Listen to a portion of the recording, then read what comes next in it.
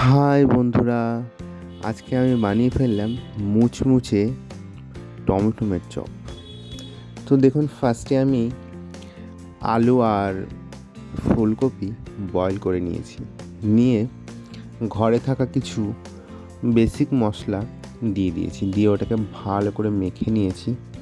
নিয়ে দেখুন, আমি টমেটোটাকে ভালো করে ধুয়ে কেটে তার মধ্যে আমি পুরটাকে ভরে দিয়েছি।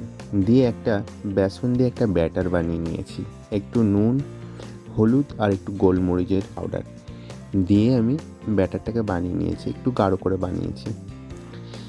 দিয়ে এবার দেখুন, আমি একটা কড়াইতে তেল বসিয়ে দিয়েছি। দিয়ে এবার তেলের মধ্যে ছেড়ে দিচ্ছি। একদম হয়ে গেল গরম গরম মুচমুচে টমেটোমের চপ।